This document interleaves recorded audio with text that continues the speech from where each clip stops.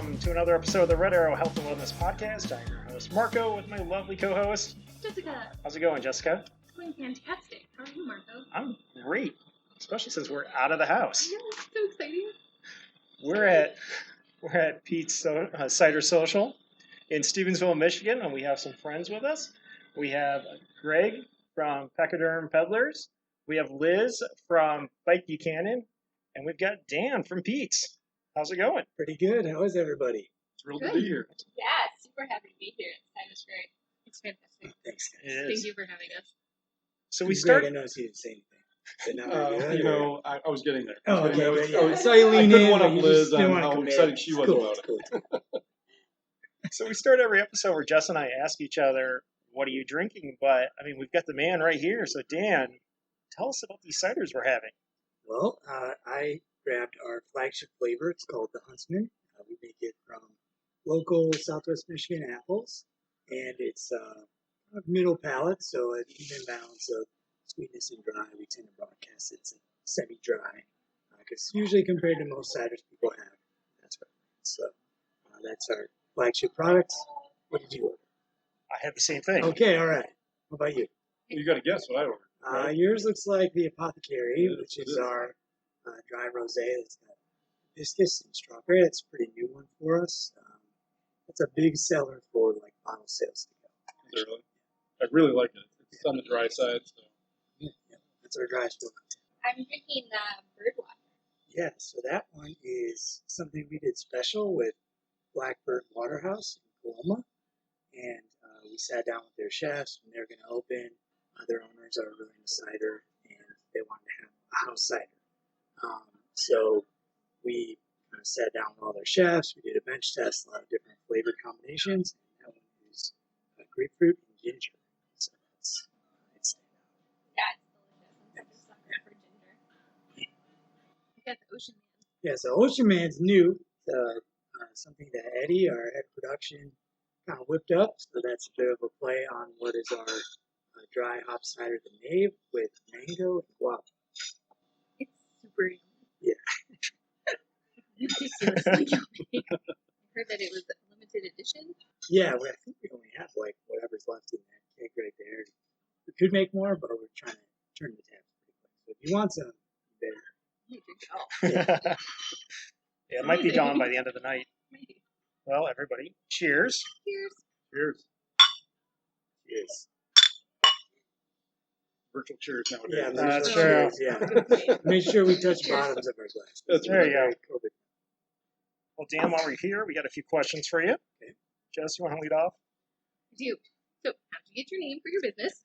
Well, that is actually my last name, so I'm Dan Pete. And for us, actually today marks 3 years since we had our launch party for Pete Cider out on our farm in Papa, where we make it. And we went with kind of the family name choice because we were basing it out of our family farm. And really, us getting into hard cider became more of an answer to the question of what might we do with our 200-acre family farm that's a little more sustainable and something where we could be our own processor of whatever we want to grow.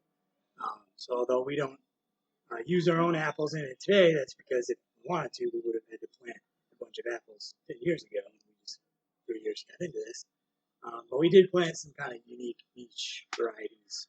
So lots of UK, Spanish, French, and some German apple varietals that are known to make good cider. And that's kind of a test market that we will use in the future. Awesome. As the market develops, we expect similar to wine 10, 15 years ago, where it was like, cool, it's local wine. Now you want to know which vinifera's were used, and you can only get a Pinot Grigio wine if you grow Pinot Grigio grapes. So similar to that, cider is like you got to have the right fruit in the ground. That's as cool. you innovate.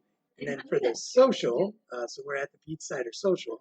So this is the former Lakeshore Lanes bowling alley, and we purposely did not necessarily put bowling or anything with lanes in the title because we want to be cider first, entertainment, everything else second, and we want this to be a place where people socialize. Obviously, they can do that while they bowl. They can do that while they hang out on the new patio we just put in. courtesy of COVID, we kind of rushed those plans up to change probably a year. But that's kind of why we picked Pete Cider Social. Love it. Fantastic. Now, being that this used to be a bowling alley, well, it still is. We can see the lanes over there. Yeah. But I haven't been in here since the remodel. Yeah. And I remember what it used to look like. Yep. So during that process of turning this into this really beautiful space now, did you make some discoveries? I liken this whole building and this whole property kind of like a really good used car, where you get in and you're like, oh man, it's still got the owner's manual, and look, they took really good care of it. They marked out the maintenance, and the switches still work and all that type of stuff. And so really a lot of it was kind of 70-30. 70% of the building was it was old and in great condition, and we wanted to kind of amplify that.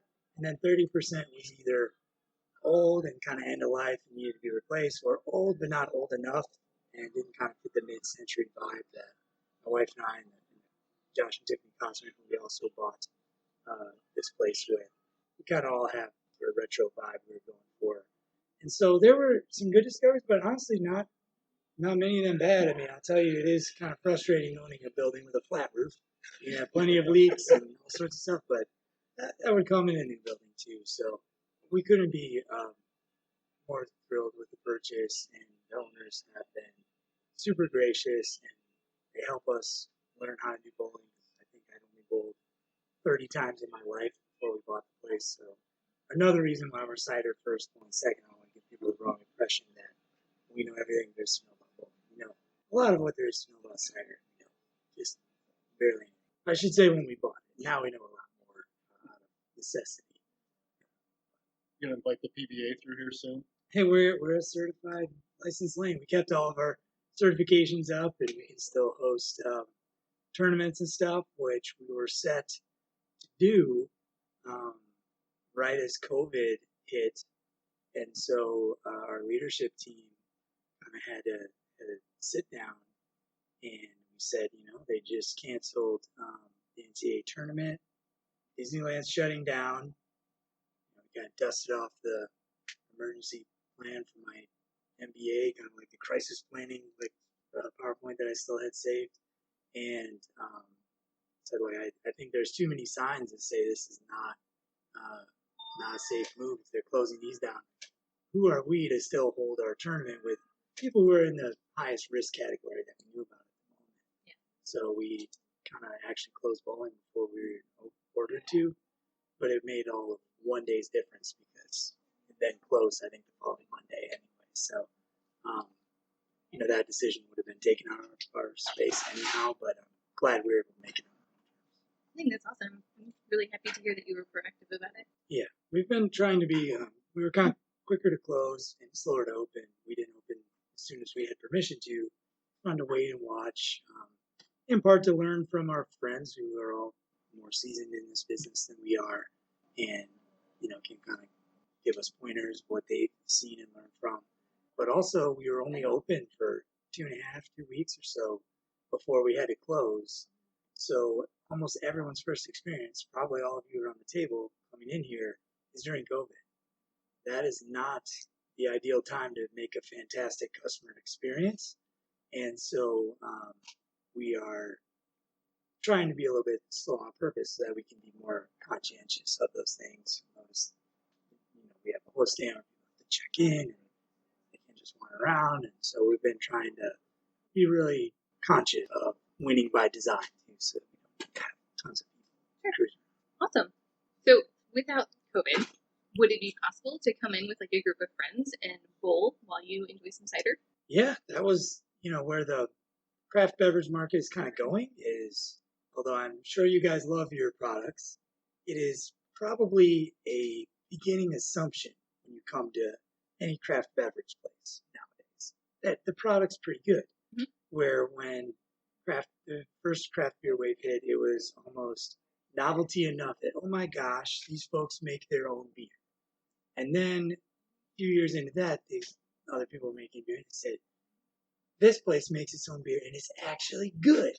And then a few years after that, their product's good and it's a great ambiance. And now kind of the next one is everyone expects great product. They expect a cool ambiance. And now they kind of want something to do. Mhm. So there's an activity we can do. So that's where we kind of saw bowling, maybe some other social, games or aspects. Obviously, huge curveball thrown now that we Right. picked one that's the highest risk and still is closed by the governor's order, not even our choice.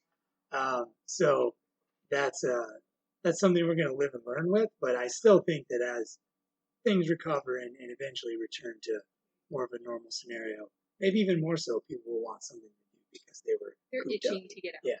Everybody is ready. So yes, you can definitely enjoy a cider while you're here, and we, because we are very casual bowlers, approximately once per year at the party that my aunt threw the day after Thanksgiving every year, from around when I was like 5 or whatever, hence 30 times bowling. That model of bowling where it's you rent the shoes and then you have by the game, and you like kind of looked at it. No matter how you ran the numbers based on size of party, how many games they'll probably do, it all kind of equated to trying to get about $25 an hour per on each lane. So we said, well, that seems like beating around the bush way to get 20. We should just offer that, and then it's easier for our casual bowlers who $25 an hour, and I could have 6 people, all their shoes, and we might only get through one game, but what do we care? We just kind of want to have a thing to passively do. No one's betting or whatever over it. That's a lot more desirable, and you can plan. I'm only committing to an hour here. Yeah. It also became easier for us because I don't have decades of running a bowling center of experience to know this group seems like about 45 minutes to get through the 3 games they bought. I'm not going to be able to size people up. So, and we don't think our staff would either. So to kind of make it easier for everyone to plan, which is what everyone wants in business. The more you can plan, the better you can deliver on what you're trying to do. And so that's kind of we went to that hourly thing. And it was pretty popular, and it was easy to manage. So that said, we also have a party room.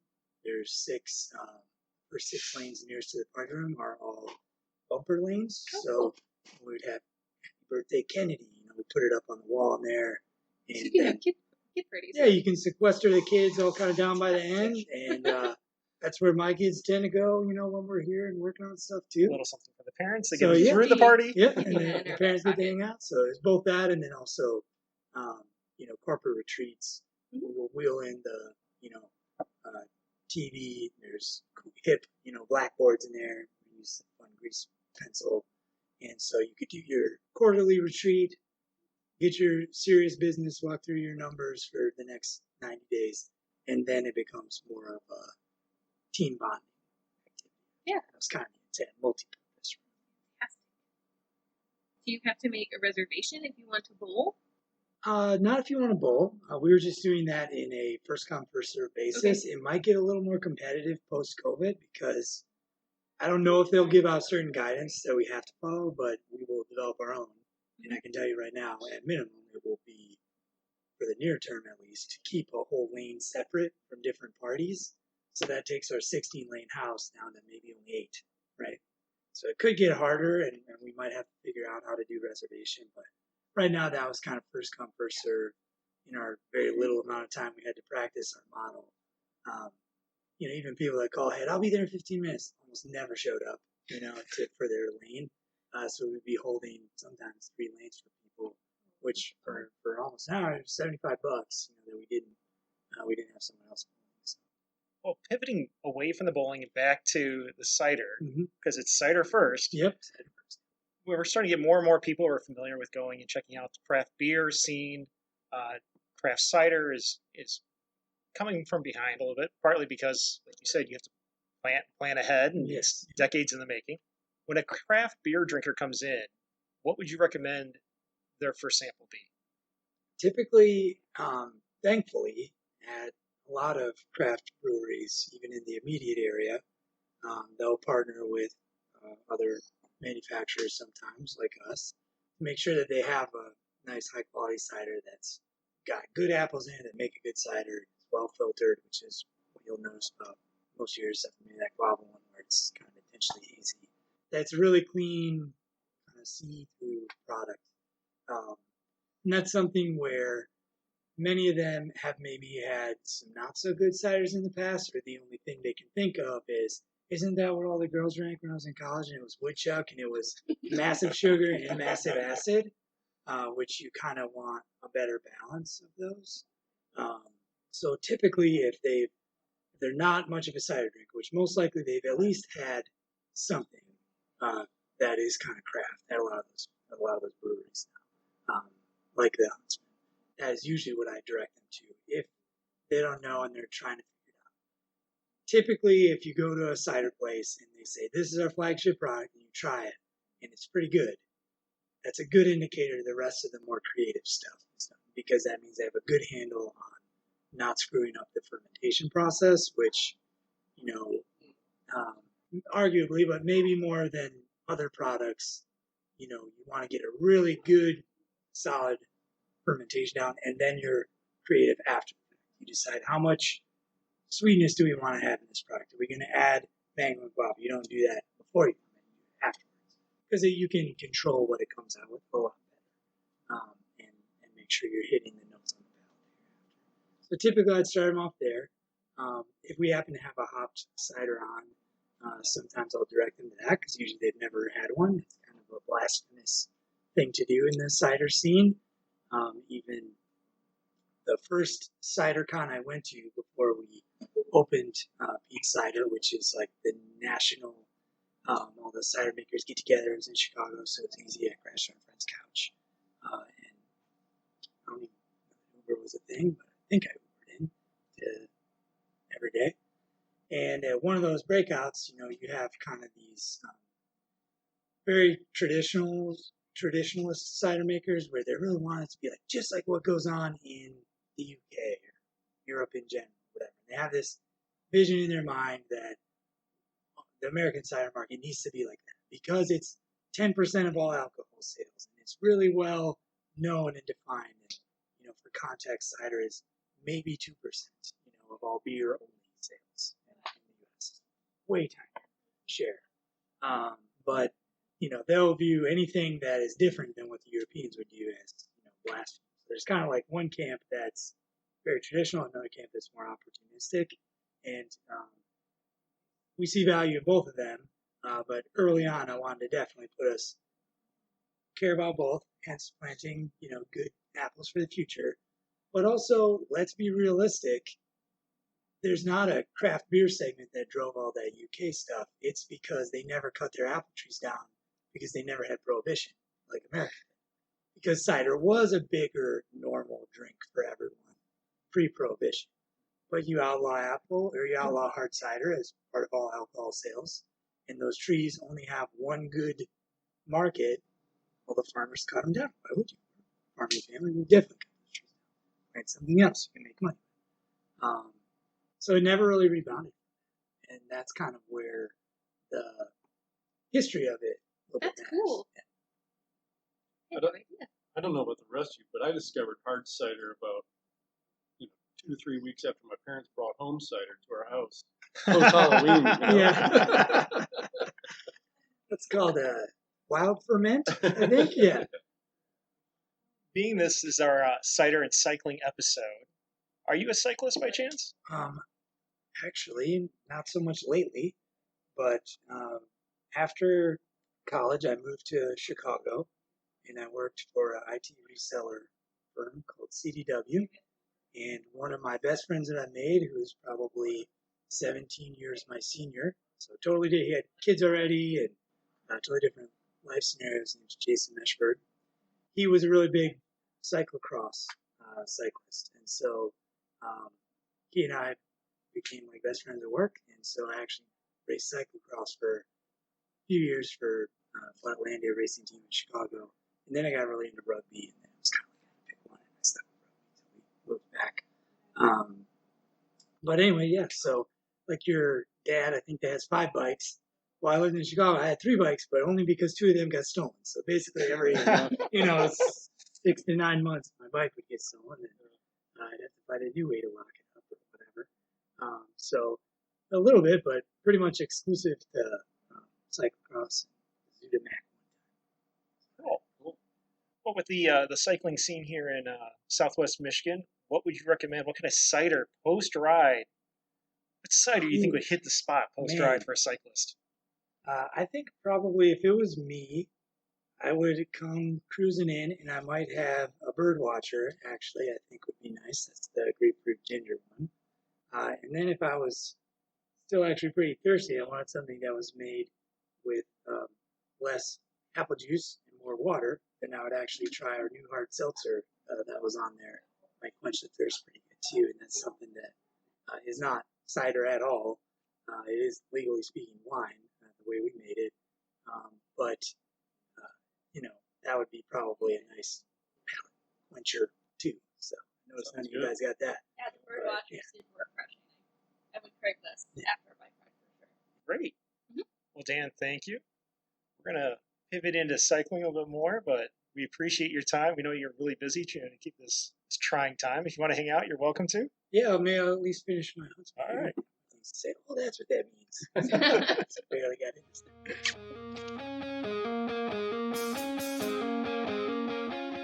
Shifting gears now from cider to cycling, we got Greg Collins from Pachyderm Peddlers in Stevensville, Michigan. Greg, why don't you tell us a little bit about your group? Sure. It's a little bit of a long story, so I'll try to shorten as much as possible. But the Pachyderm Peddler name just came to me through a friend of mine who is a graphic designer, and he does branding for businesses like big brands. And he was riding one summer and posting on Strava that he was riding with this club, and he had the logo all developed and everything, Pachyderm Peddlers logo. And I was following him on Strava, and I'm like, oh, I'm so jealous. He's riding with this club, and I'd love to ride with the club. There's no club around here, that I knew of at the time. And so I reached out to him and said, hey, can I join you sometime and ride with your club? And he said, absolutely. So I go up to near Rockford is where he lived, north of Grand Rapids, and meet him there one night where his meeting spot was. And I'm pulling my bike out looking for other riders, and it's just him. And he comes up, big hello, says, how you doing? Nice to see you. I'm like, great, yeah, when's everybody else showing up? He goes, you're the first. And I said, well, great, well, when is everybody else showing up? He goes, no, you're the first ever. And I go, what do you mean the first ever? I'm like, that's the club? It's just you? This has been a sham the whole time? And essentially, it was. And he's got that kind of sense of humor where, he was always talking about the club, rode with the club tonight. Anyhow, to make a long story short, he said, you know what? I'm gonna make your chapter. I'll customize a logo for you in Stevensville, and you can start your own club down there. And I, didn't think much of it, to be honest. I let it sit for about a year, and then finally went out and took a bike ride and got caught in the rain one night and pulled into Watermark Brewing Company. And I'm in there, and I'm posting on social media, took a bike ride, stopped for a beer, what else are you going to do? Make the best of it. And I had so much response just from that little post. I'm like, well, there's a lot of people around here that would be interested in taking a bike ride and a beer. And I'm like, great. So the next week, I just reached out to some folks.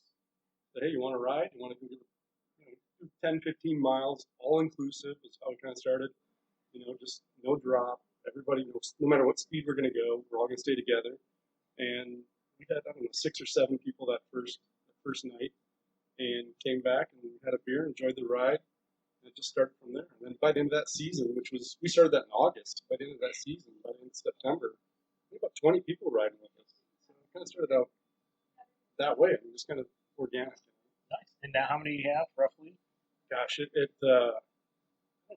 the beginning of last season, just after Memorial Day. We were getting up to about 40, 50 in the 2018 season. And, I was counting every night and going, wow, we're getting a lot of people. And then just after Memorial Day in 2019, all of a sudden we had over 80 riders show up in the middle of the street in St. Joseph Avenue. And I was just dumbfounded. I'm like, what am I going to do? This is a job. I didn't want a job. I want to ride my bike and, hang out with some folks. And it became a little bit overwhelming. And so last summer we were averaging 60 to 80 riders all the time. And even with COVID this year, right out of the gate, the first ride at Watermark was 80 riders. And we've stayed about there. So I'm amazed by that number, given what we're in the middle of right now. But that was never the intent, was to grow it that big. Although, I always was posting and promoting it. But I think Watermark started promoting it as well. And that really helped. I mean, it's not only that it's a great bike ride, but it's a great place to hang out to after the ride. So, Oh, definitely. That open air concept helps after a hot, sweaty ride. absolutely. Plenty of room to socially distance. Yeah. You kind of alluded to it, but are there any membership dues or fees, or is it just free to join, to show up? Yeah, it's really not a club of any sort. I just slapped that name on it, and we call ourselves the Pachyderm Peddlers, and and people refer to it, kind of with a wink, that hey, I'm one of the pack or whatever. And there's no dues. You just show up, and you want to buy a jersey, buy a jersey. We sold 60 jerseys last year, which was amazing to me. And I should have. Looking back, I'm like, I should have monetized this somehow or another. But, it's been great just to get a group of people together, and people love it. I didn't know that. I was a little worried that the elephant, on the tiny bike was kind of a symbol that people didn't want to be associated with. I mean, I was fine associated with it. I'm a little bigger guy, and I'm not fast, and I'm good with it. But you've got all these other people that have joined as triathletes and people that are super fit and riding with us all the time, and they're just pleased as can be to jump in the rides with us. So it's been a great community. Nice. And then, as a group, you've got these group rides, and they're Thursday nights, right? Every Thursday night, 6:30. We have broken up into 5 different groups now. Like I said, at first we were all inclusive, and after the first full season, I started hearing people say, "Well, I don't want to ride that slow," and so I realized that we were missing a whole group of cyclists out there that didn't want to join us. I thought, okay, well, we'll break in 2. We'll have a fast group, we'll have a slow group, a no drop group, and so the second season we were kind of 2 groups. In the third season, right away, we had to get to at least 3, and we were 4 by the end of the season. This year, we're already at 5, and we may go to 6. I don't know. Just everybody wants to ride that specific pace, and it's hard to keep everybody happy. I'm not only the founder and leader of it, but I'm the complaint department too. Oh, so of course. after every ride, it's like, wait a minute, my group is going too fast, or my group is going too slow, and okay, well, enjoy the ride. What are the speed breakdowns for your groups? So our main pack, which is kind of the biggest group, I think we have about 28, 30 riders that are joining that right now, is I think it's about 17, 18 miles per hour is our average pace, and we do about 20 miles. And the objective now is to have the pace groups all finish about the same time, so we all come back and meet at the same time. So whatever you're going to ride in an hour and 10 minutes is basically the pace you're going to set. So the main pack is the main group. Then we have a fast group called No Stop, meaning that they're just going to go all out, and you have to keep up. Mm-hmm. And that is 20 miles plus per hour, and they're crazy. They have fun off the front of that group, chasing each other. And we created a 5th group this year, just behind them and between the main pack pace group, called Got Dropped, because you can't keep up with No Stop. You got dropped, and so now you're riding about 18, 19 miles per hour. And then there's the main pack, and then behind the main pack is the no drop group, which we try to keep 14, 15 miles per hour, which is a pretty easy pace for most people who've been on a bike. And then we'll collect and make sure that nobody gets left on that ride.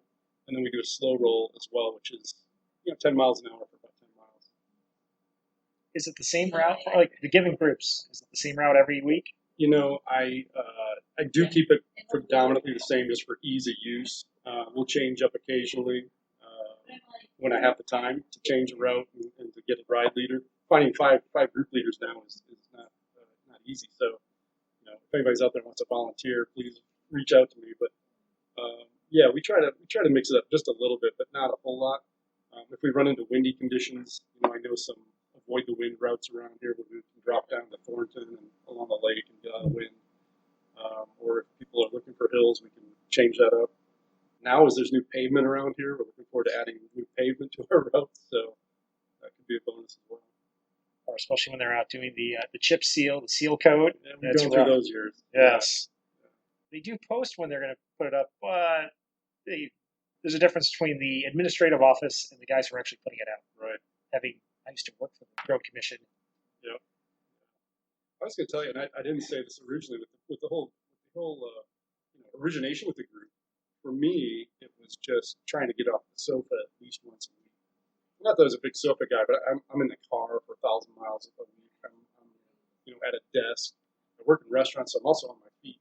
But when I came home, I was like, oh, I'm done. I'm dead, right?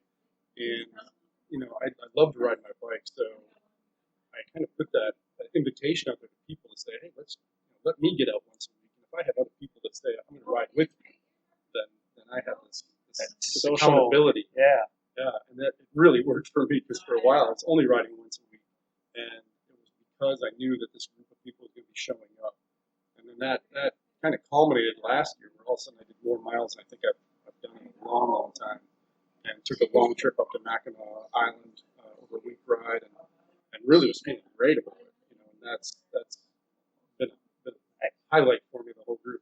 This season's a little different with COVID and everything going on.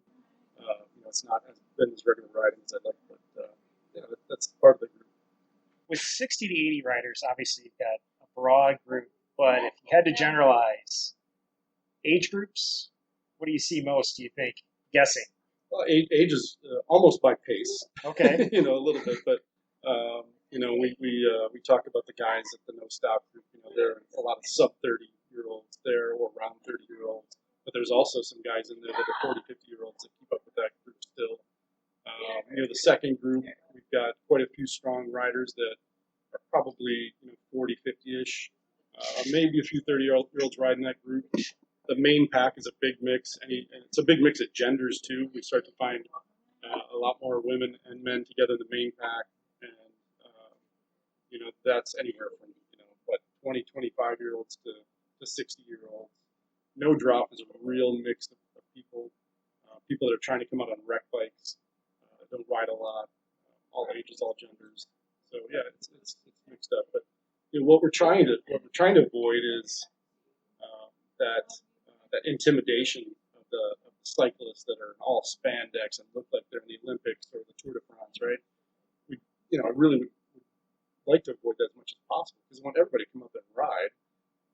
And just because they see people dressed like that, that's really intimidating to them.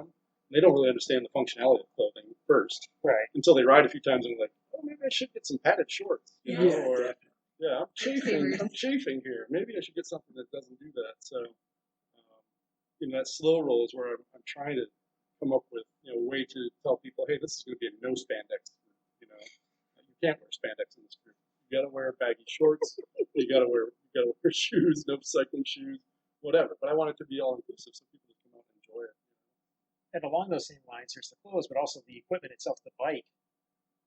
Right now, is everybody out there on a road bike, a touring style, racing bike, or do you see all types, mountain bikes? Yeah, we see all types. Throughout all those groups, we see all types. We see some bikes that probably shouldn't be out there, that we need a little more maintenance on, and we see bikes that, are more than some of the cars that are pulling up in the driveway there. So, it doesn't matter. We're going to take everybody that way. So it works out. And now the gravel bikes are becoming a big thing. See a lot of gravel bikes out there. We don't have a gravel route, but the gravel riders kind of frustrate me because they're riding which is supposed to be a bigger tired, slower bike, but they're still going faster than I go. So I'm like, okay, come on, I need an advantage here. Do you ever see any of my bikes that got stolen in Chicago? So we have to track some of those down. Post some what photos. do you think? Yeah. Post some photos. We'll look All for right. them. There's a nice cool red line. Well, while we have you here, your group's also very involved with Beer 30, the Beer 30, which I wrote in last year and really enjoyed. Can you tell us a little bit about the Beer 30? Sure. That's just another harebrained idea as we start riding together with people and riding from the brewery down there. We found ourselves riding 30 miles a lot.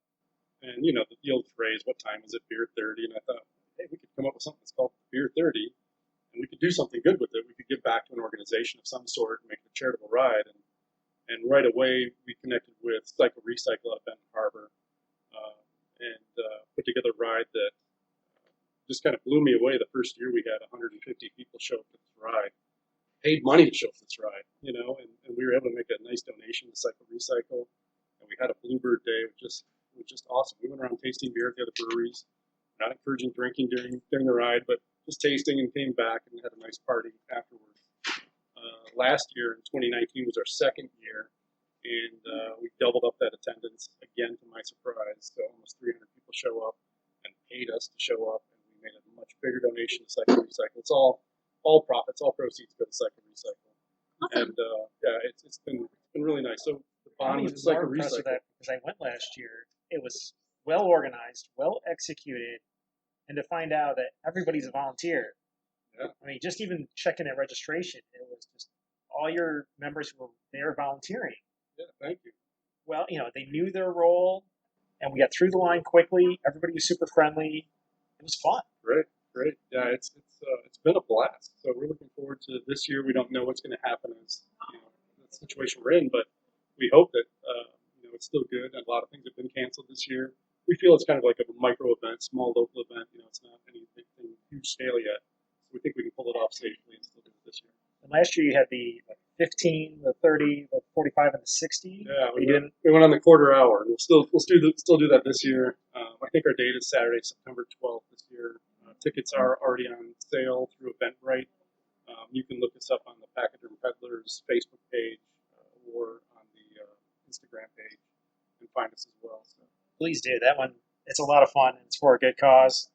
So if somebody comes along to ride a bike on Thursday and they don't have a buddy with them, do you introduce them to people and assign them a buddy so they don't have to just they're with the crowd but they're not really with anyone, That's a great question. I think that we kind of absorb those kind of people. That there's a group leader for every pace, so we try to make sure that there's some connection that is there.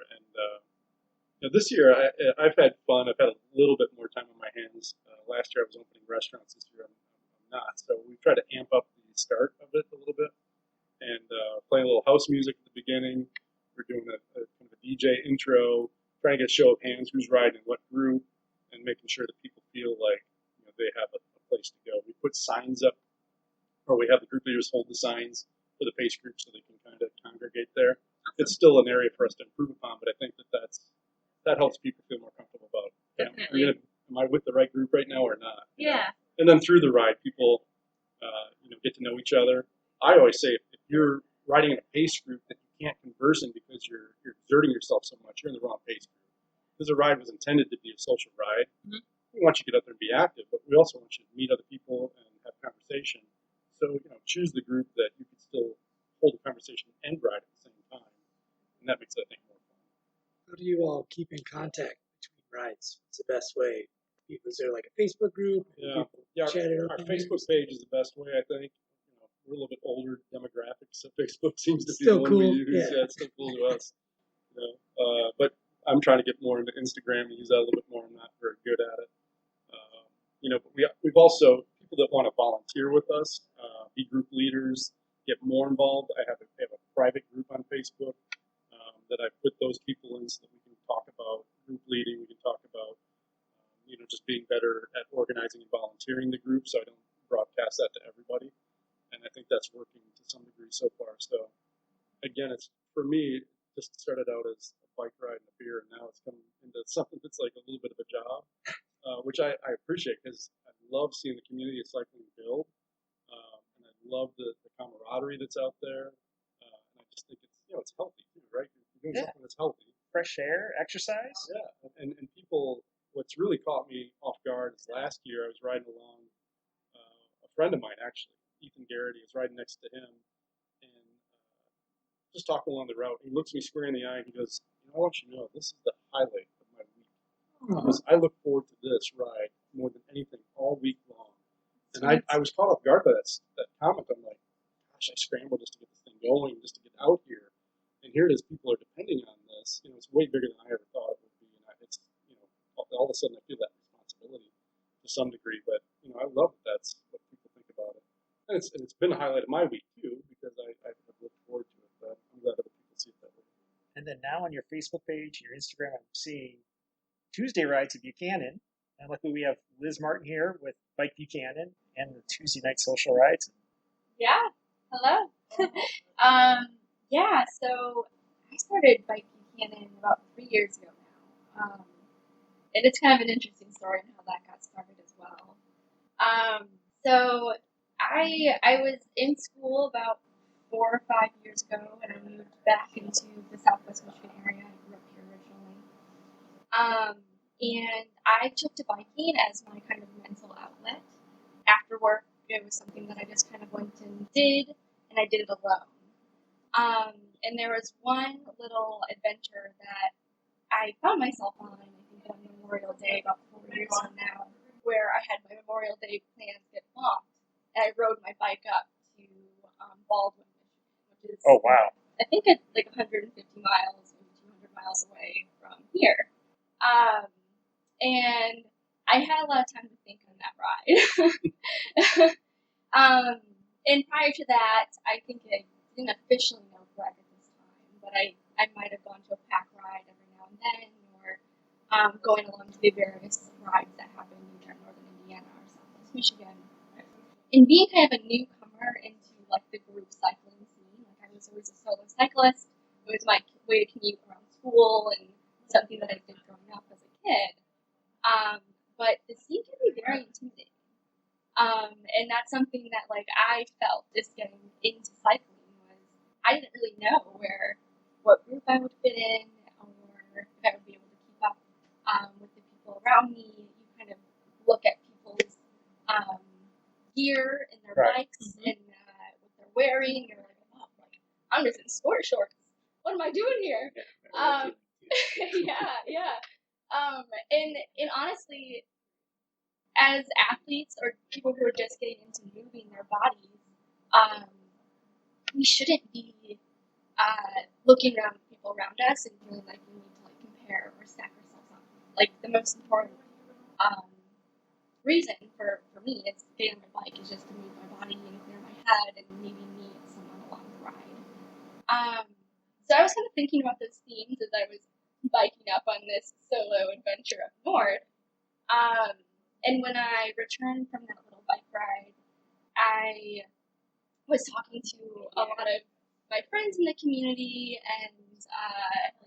and a lot of people were questioning, Liz, why are you always riding alone? Like, one, they might have been concerned for my safety, and also I was starting to know that there were other people in this area that liked to ride bikes as well.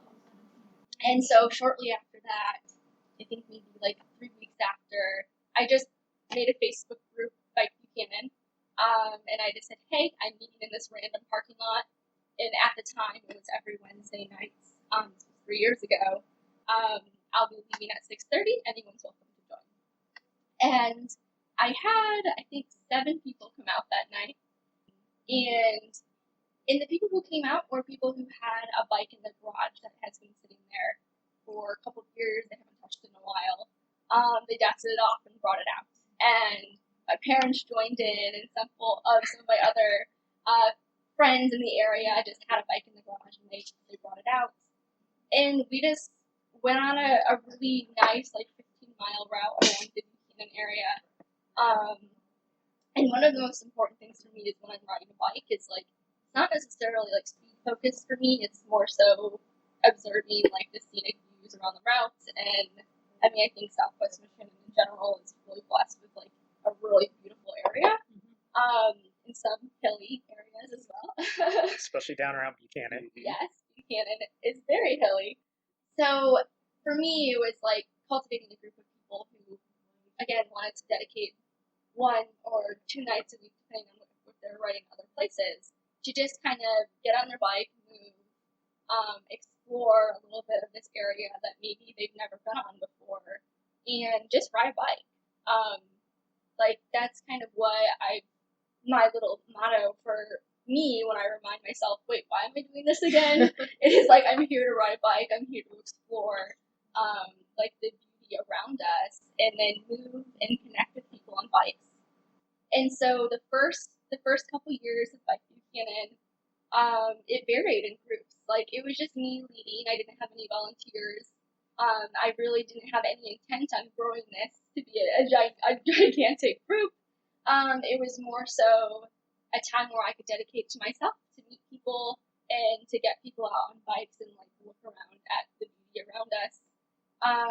And so we would always have maybe like 10 to 15 people come out on rides. There would be one group, we would all go at the same pace, and I would create the route based on who showed up. So if I knew I was getting some people from the pack coming down to ride with me, I would plan a more challenging and longer route. But if I knew other people were coming down who were just kind of getting off on bikes, I have a plethora of routes that are perfect for people who are just kind of getting their toes wet, just to kind of give them that little bit of challenge that maybe they need to keep pedaling forward. And so this year, I kind of decided to switch things up a little bit because I love the idea of getting people who are just getting started off on bikes, giving them a space to kind of explore what that feels like, and not wearing any intense bike equipment or having fancy bikes.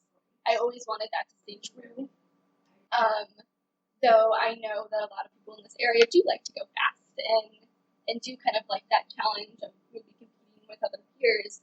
And so I built out multiple groups. And for right now, we're running 5 groups. We have a gravel group, which if you're not familiar with the Buchanan area, we are blessed with great gravel roads. Yes, you are. And so it is only right if we incorporate an official gravel route in our ride. So we'll always have a gravel route. And that group will go about 20 to 26 miles.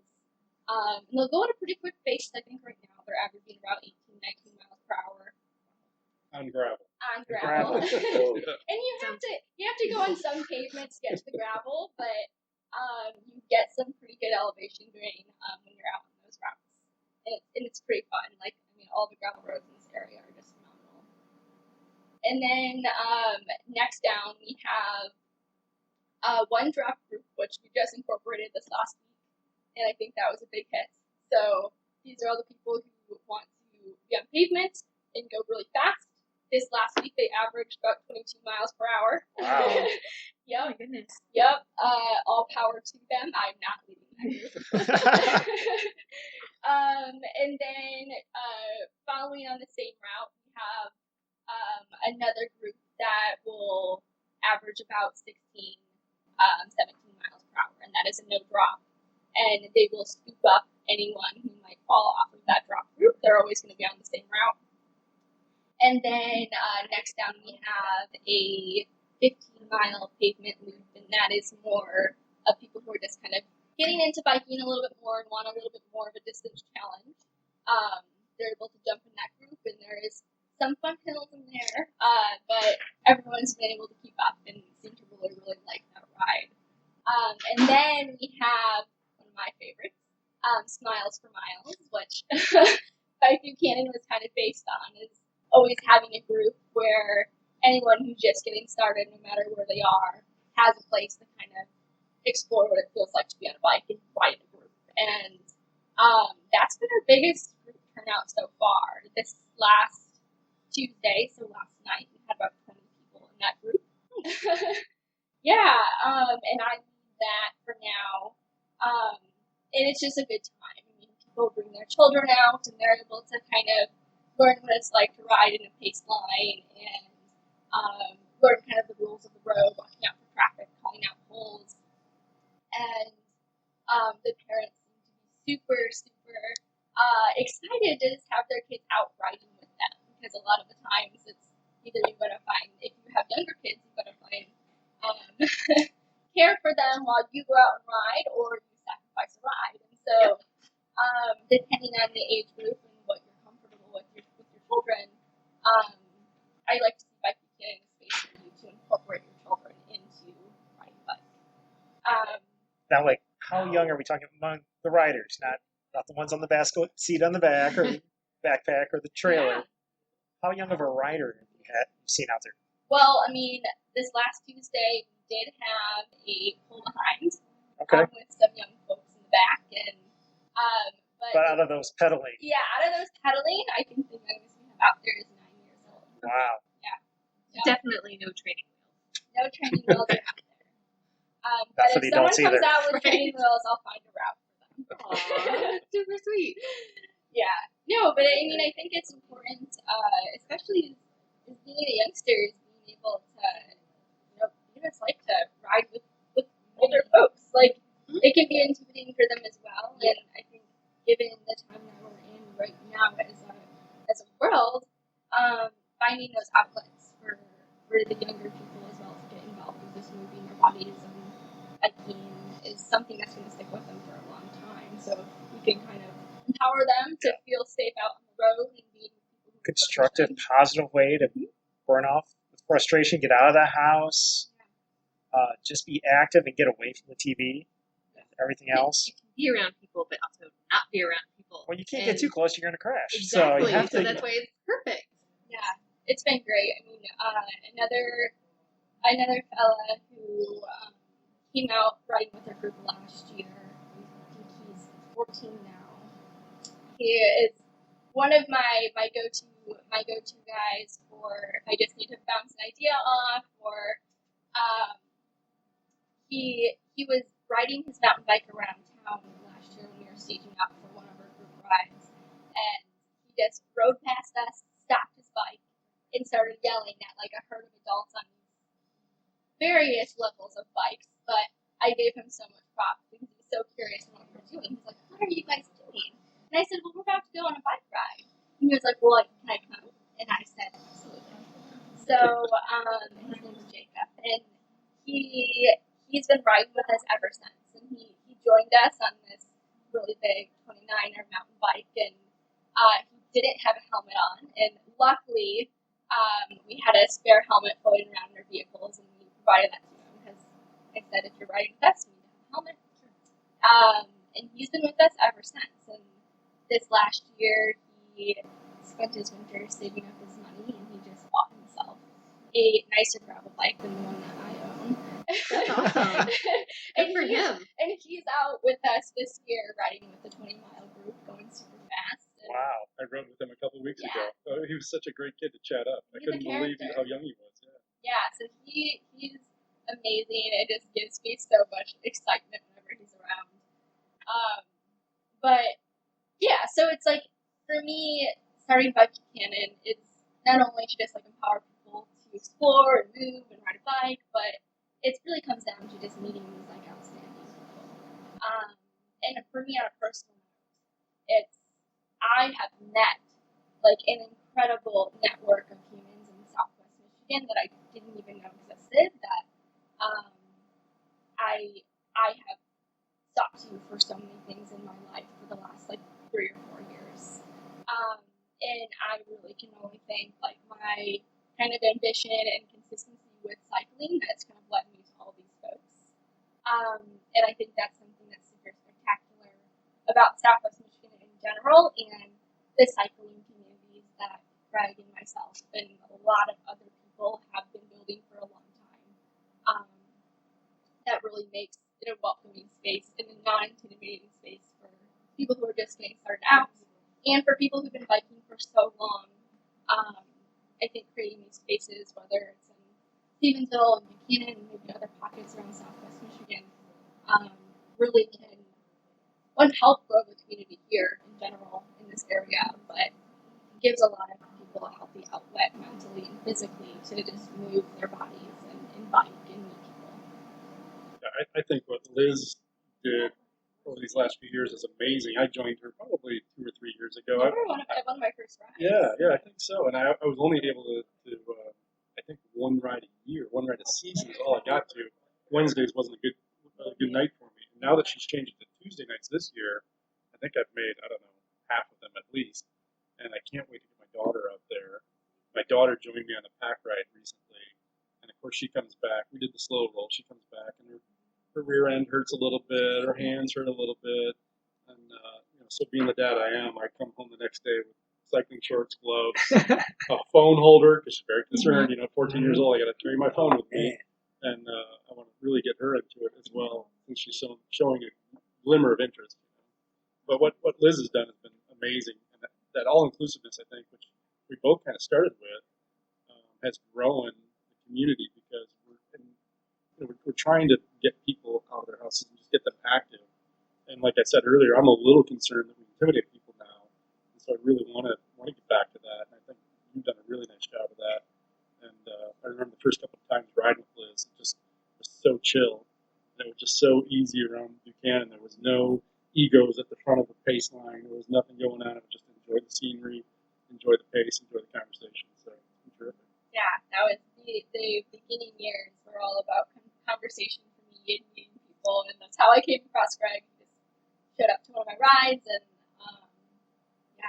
I met a lot of people that way. And there's people who came out to that first ride with me in Buchanan, and they are still riding with me today. And they've made some improvements to their bike setup and maybe to the clothing that they wear, and that's all on them.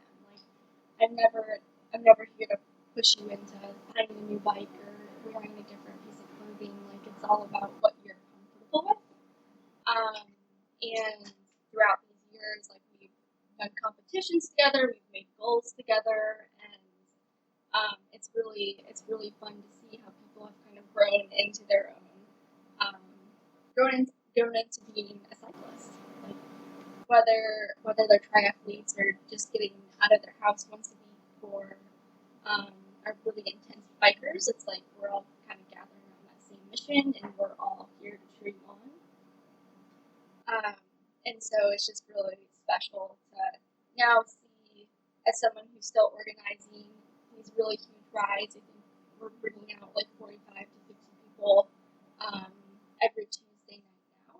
Fantastic. And now for me being able to kind of sit back and observe everyone kind of interconnecting with each other and making friends from this and meeting new people in the communities. I mean, we're in Buchanan, so we're drawing in people from the St. Joe, Benton Harbor, Stevensville area down into Buchanan. We're also drawing in people from Elkhart and Granger. They're coming across the border, coming in from Yes. Indiana. I followed Wow. somebody up. I was down in Mishawaka working the other day, and I followed somebody up to your ride, but I couldn't get to the ride. But their bikes were loaded. They got off at the Buchanan exit. I'm like, they're going to the bike If a listener Buchanan wanted ride. to I should join make in, it. Tuesdays, where do you meet? What time? Yeah, so we meet every Tuesday at 6:30. We will change it to 6 after Labor Day. And we meet at River St. Joe Brewery up in Buchanan. Okay. And I also want to shine light on them as well, because they just opened up this last year, right before the pandemic hit as well. So they've been really quick to modifying, obviously, their business to kind of fit that. And I had reached out to them maybe earlier this year, just to kind of talk to them about Bike Buchanan, and they had already known about what Bike Buchanan was, and they're super helpful to want to support and host our rides moving forward. So it's been such a great partnership with them. And they open right now this exclusively for Bike Buchanan, and have offered giving $1 off beer for all the cyclists who participate. And they have beautiful outdoor spaces for people to kind of sit and chat, and all of their beer is just phenomenal. And it's just a great great spot. time. Awesome. And then Ride for Road. Yeah. Can you tell us a little bit about Ride for Road? Yes. So I became connected with this organization called Recovery on Water. And they're an organization that supports patients and survivors of breast cancer to just move, and they have a rowing team.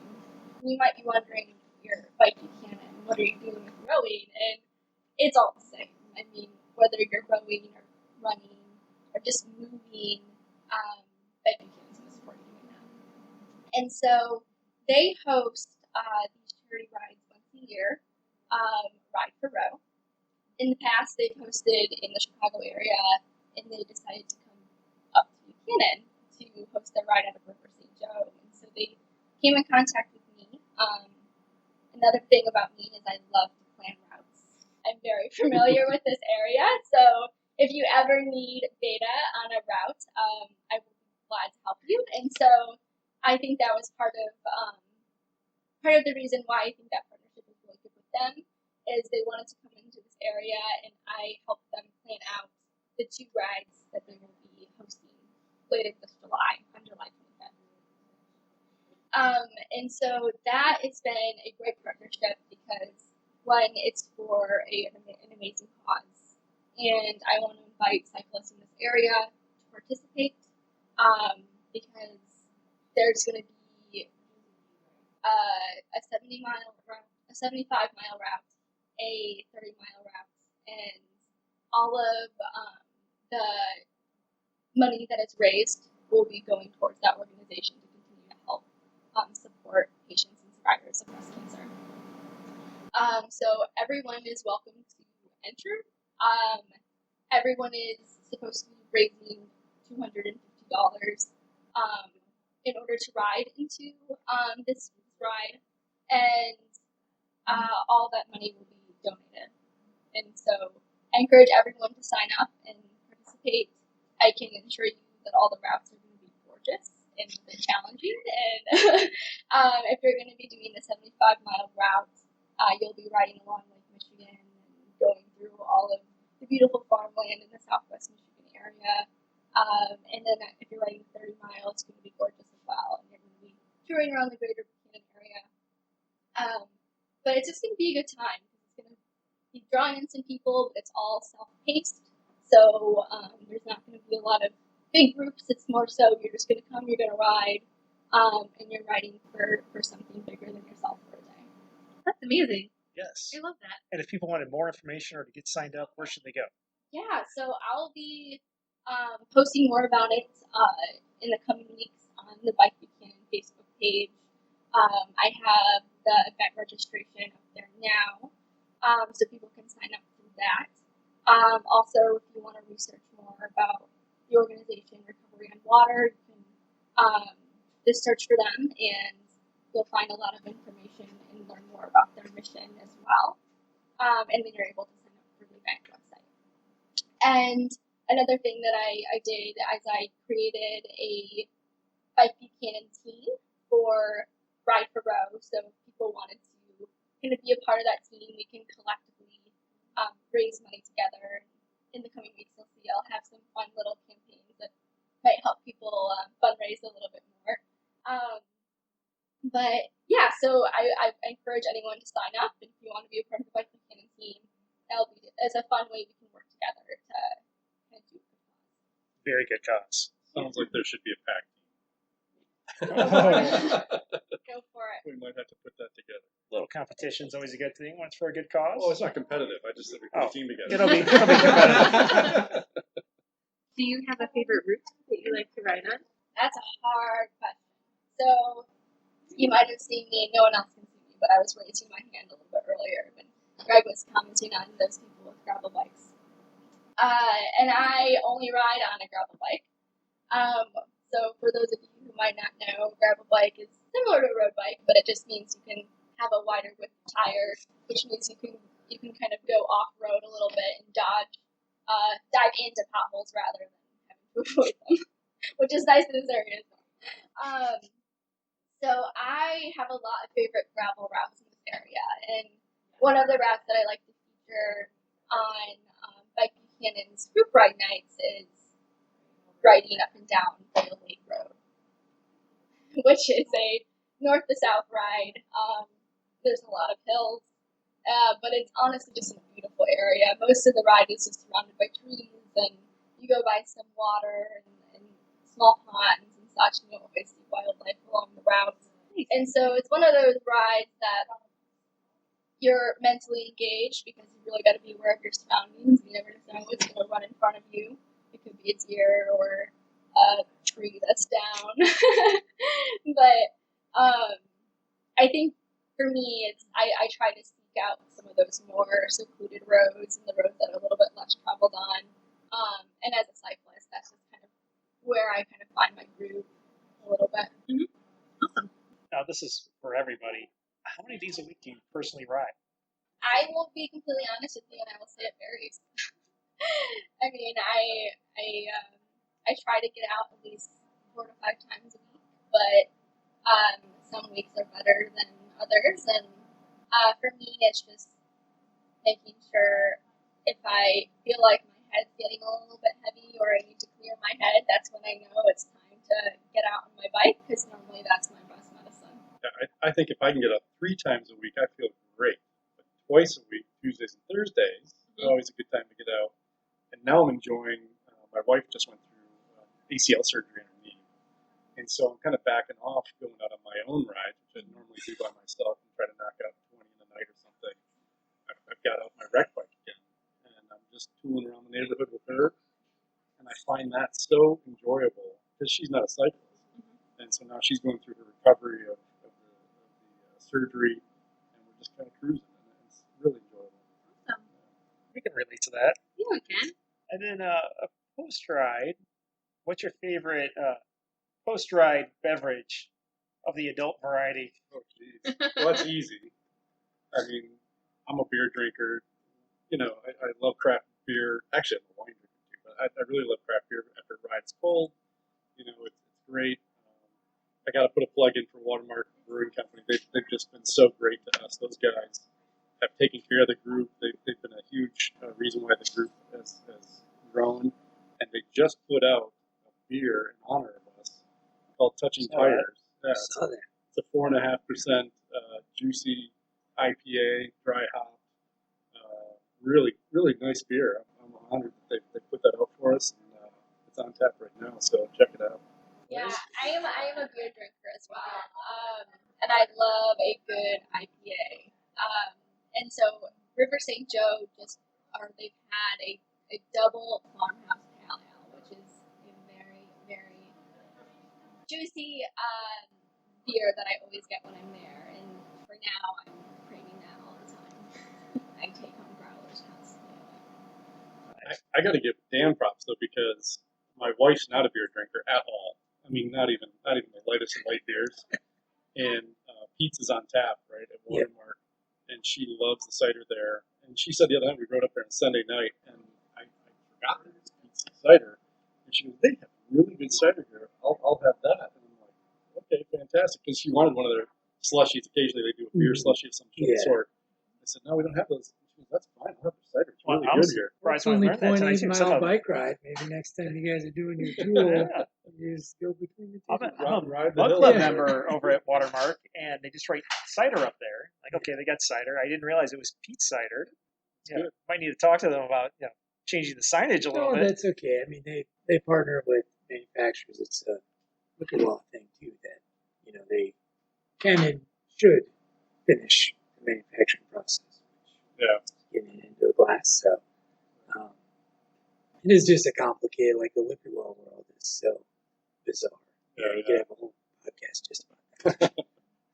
Maybe just say it's with Pete's apples. There you go. Jess, what about you? For after a ride? Yeah. Oh, Lord. I favored the tiki drinks, so pretty much anything that has rum and fruit in it, and I am there for that. Dan, how about you? Well, Back in your bike days. It wouldn't be fair because I haven't gone on either of these bike rides with you guys, but I still do have my road bike here. So now I'm going to feel pretty obligated to at least make it out once. So I guess it will depend which brewery we end up at, but I tend to like a session beer, so that's probably what I'd go for. Kind of lighter. Margo, how about you? I mean, you know me, I'm Mr. Variety, but I have gone on record that after I finish a triathlon, when I cross that finish line, PBRs are my favorite. Ice cold. It's not classy, it's not expensive, but Job done. it's pretty close to water too. And then I can have something with actual flavor to it. What do you guys like to eat before you go on a ride? Do you eat anything? I'm not big on eating before rides. I like to eat during a ride or in the middle of a ride. Well, it's just a snack, right? Yeah, Or just to granola keep, bar. yeah, but eating before a ride just seems to weigh me down heavier than I already am. So, not for me.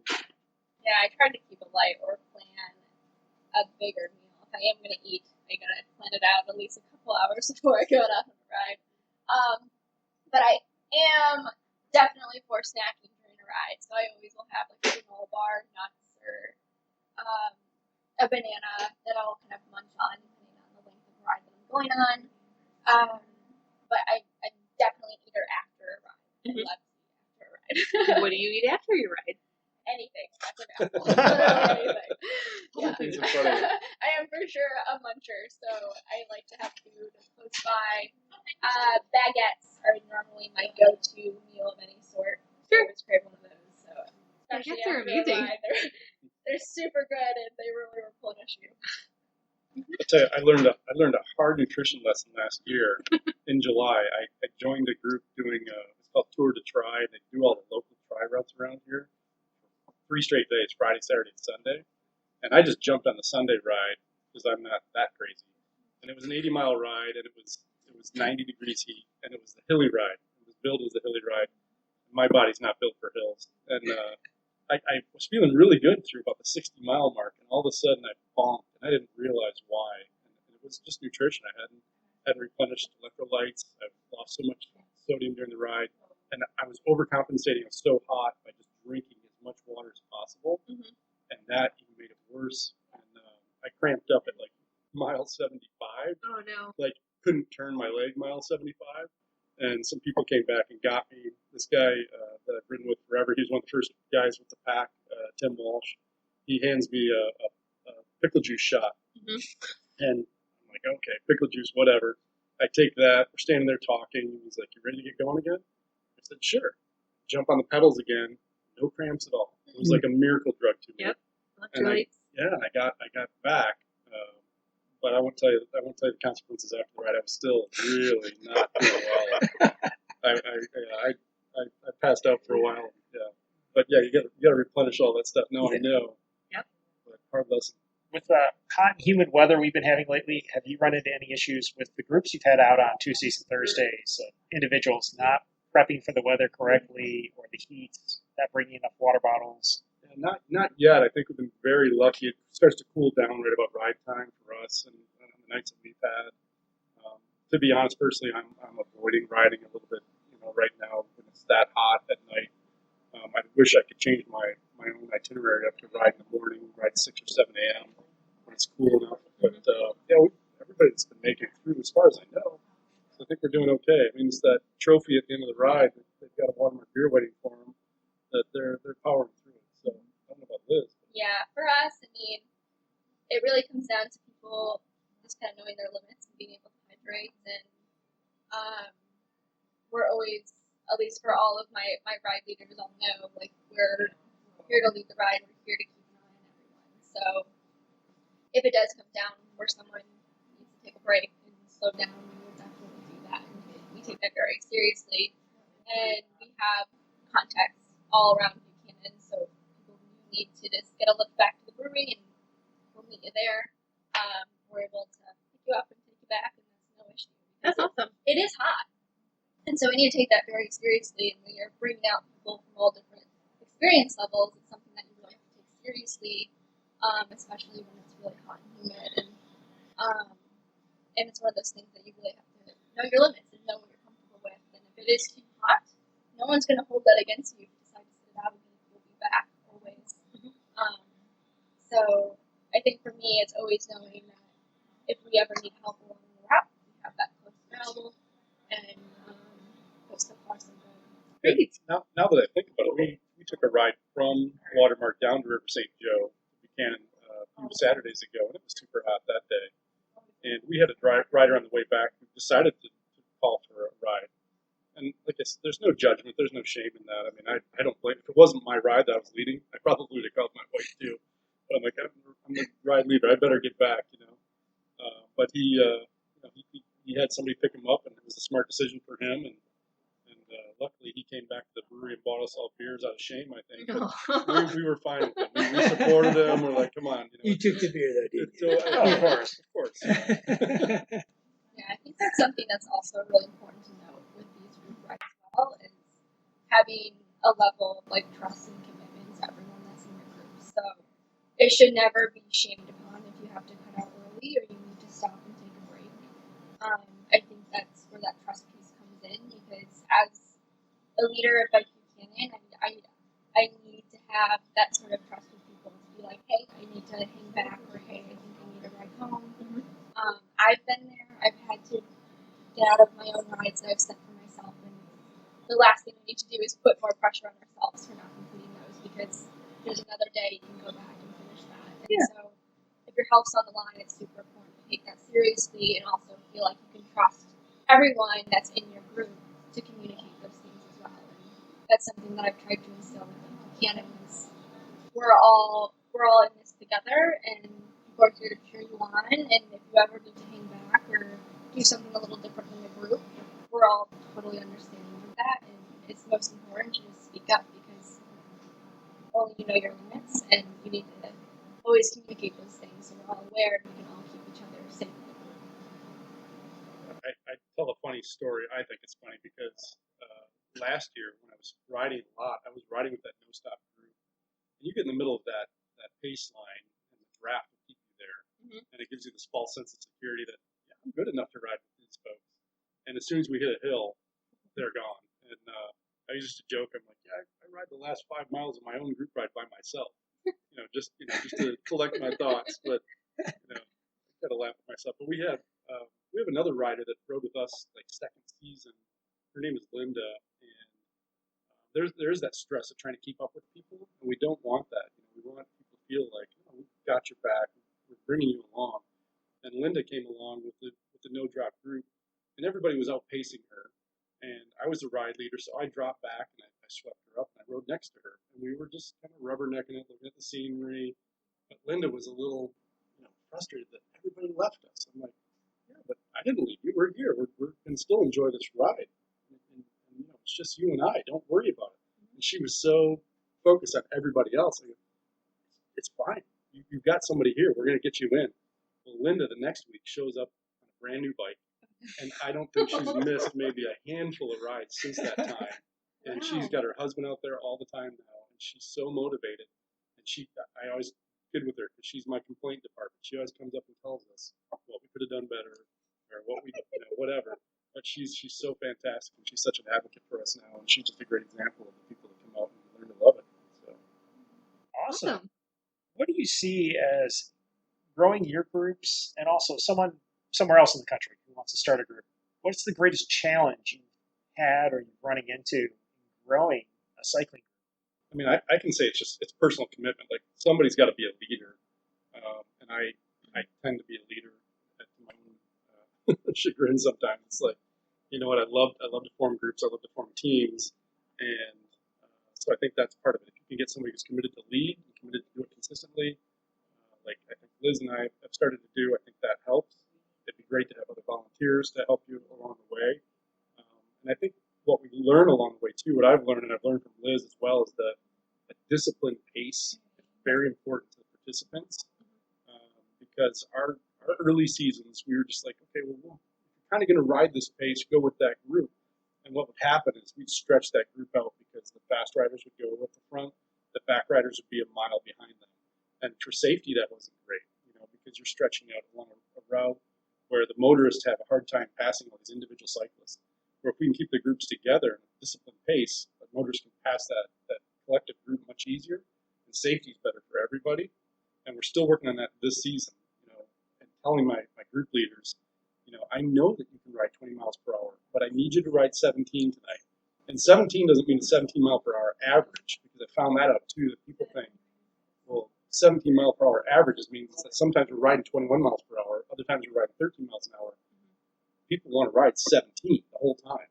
And fortunately for the pack rides, we don't have a lot of hills. So that's almost doable. You can't ride a consistent pace like that. It's going to average out. But I'm sure the same thing holds true, is that people want to know exactly that pace that they're riding so it doesn't stress them out. Yeah. And they know whether or not they can do it. Yeah, I think a lot of it comes down to level setting expectations, and you definitely need commitment, a time commitment, and I think a sense of leadership as well, and being able to be consistent with your rides and always being there. But it really comes down to level setting expectations and setting those expectations before you get there. Because within that 20 minutes of people staging for a ride, you only have so much room to talk, and people actually wanting to listen before they're just ready and antsy to get out on the ride. So for me, it's really come down to utilizing social media a lot to explain what's going to be happening before you get there. If the brewery needs something different from people after the ride, those are going to be explained as well. But I try to be super transparent. There's always room for modification, but about what the ride groups are, the paces that you're going to be expecting to go on, and the ride groups available. And I mean, I think there's this endless room for creativity. And for me, my background was in design and communication, so it's like I try to make things digestible and easy to understand for people, because you need that, especially if you're just starting out. You need to have things explained in a way that you're able to digest and know exactly what you're getting yourself into. And so, like, I try to utilize Facebook and Instagram and Strava as my main outlets because I want people to be able to know what they're getting themselves into. So I feel for others who may be thinking about starting kind of these grassroots bike groups, it's not a business. It's literally just people who want to get on bikes, and it's happening to grow. And so you kind of got to be ready to adapt to that growth, whether you want it or not. Because it turns out a lot of people want to ride their bikes. So when you're handling with 50 to 80 people who come out on a Tuesday or on a Thursday, you kind of have to be quick to your feet because there's no registration. There's no way to know how many people you're going to get out there. So I think planning's key, and you as a leader and communicating to your ride leaders. I'm very fortunate to have a core group of people who are super reliable for leading, and that's another thing I think people should consider as well is you might have a super strong passion for cycling and wanting to lead this group, but when you bring in a lot of people, you also need to have a lot of people you can trust to help lead those groups as well and kind of carry through with that mission. So it comes down to making sure you have the right people when you need them, where you need them, throughout the routes and rides, and kind of being an evangelist for your group and cyclists and safety and looking out for people. And this is all, I don't know if it categorizes as volunteerism. It's just people who want to get out and help people.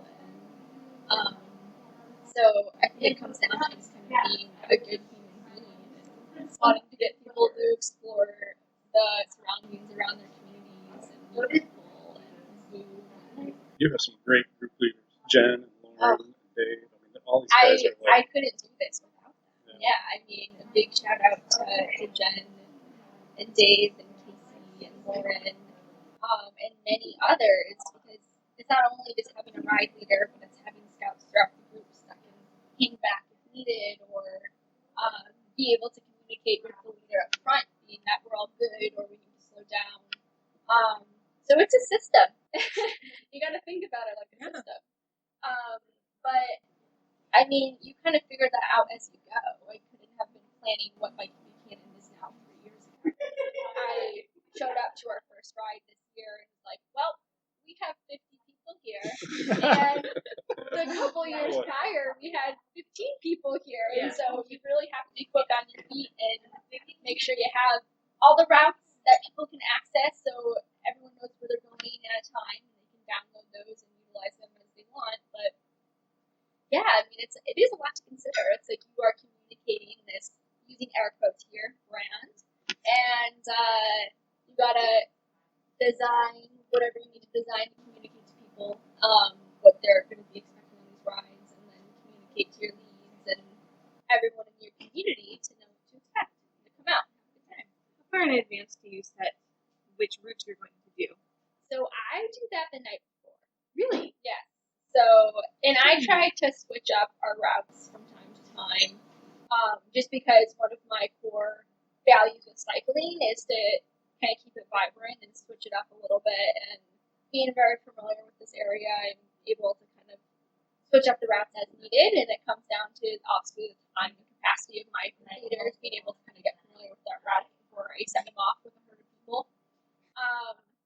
So yeah, I always make sure to post my routes the day before my ride, just so people have at least a couple hours to familiarize with what they might want to do the night of and get familiar with the route as well. And so I do all my communication for the Tuesday I rides Monday night, so people can always expect to see the routes and what will be planned and any changes they need to accommodate before showing up to the ride.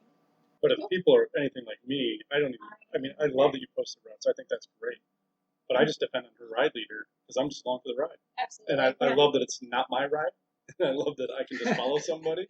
And it is so relaxing to me. And they say turn left, turn right. I'm following you. That's where we're going. And that's totally fine too. You're not looking at a phone or a GPS of your No, bike. You're I'm just checked out. checking out the scenery and I'm enjoying on the Strava. ride. Don't get me wrong. I'm recording it just so I can, have the mileage there. But, it doesn't matter where we're going to me. Until they say, hey, let's do one more loop up that hill. Then I'm like, maybe. Yeah. I mean, it's up for anyone anyone can use that. I'm always the person that it's like I like to know what we're doing ahead of time so I can plan accordingly. And so it comes down to what people like to do when they are preparing for things. And it's definitely an option. You don't have to read any of that, and you can come to the ride and you'll know exactly where you belong right before you start. And you go off and you have a good time, and then we can talk about it afterwards. But yeah, it's ever evolving. It's like Greg touched on the complaints in the department. I mean, you're constantly taking in feedback, and I was having an interesting conversation last night with one of my ride leads. Because again, I'm very familiar with riding in Buchanan, and I am quite immune to these hills, but I'm learning from a lot of feedback that are all around this area. So I think I'll incorporate that a little bit more into my messaging going forward, reminding people that these are going to be hilly. Yeah, these are going to be hilly routes, and expect that. And maybe if you find yourself in a different group because of that, that's totally fine. You're still going to get a great workout. Yes, what's a speed bump in Buchanan might be a full-blown hill in St. Joe. For sure. Yeah. You know, Marco, what's amazed me with the whole planning of this and just being somebody who used to talk about putting a group together, it's just throwing it out there. I mean, so we ride every Thursday night, but we also throw a lot of Saturday rides together. And they're never pre-planned. I mean, they are on my whim. Like Thursday night, somebody asked me, hey, we're going to ride this Saturday? Oh, that's a good idea. What am I doing this Saturday? So maybe later Thursday night or Friday morning, I'll throw a post out there and say, yeah, let's ride a New Buffalo on Saturday. And we'll maybe throw a quick route together. And last season, we did that quite a bit. And I was surprised. 20, 25 people would show up on one post from Facebook and dependent on, hey, you're leading this ride. It's more responsibility than I really thought about. But it's been great. And people enjoy it. You know, when you do have the post routes, it's easier because it can be self-led. You don't necessarily have to keep all the paces together. But it's just initiating, I think. Nice. So, not counting events organized by your respective groups, what is your favorite race or bike event that you've participated in?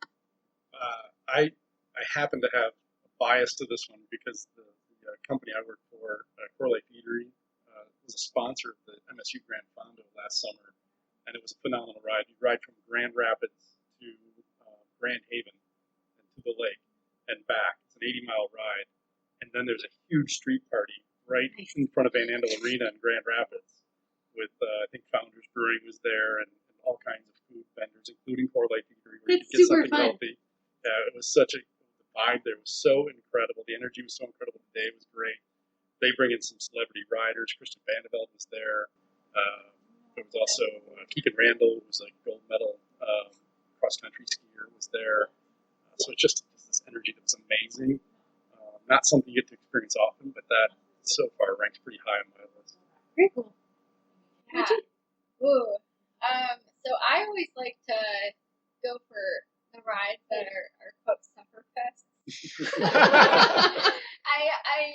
I love going fast, but I'm all for going the distance. And if I have to slow it down a little bit, that's okay. But as I said before, I really like gravel riding and single track riding as well. So the past year, I did a race called the Sancho 200, which starts up in Traverse City, ends in Traverse City, but loops down around the Baldwin area.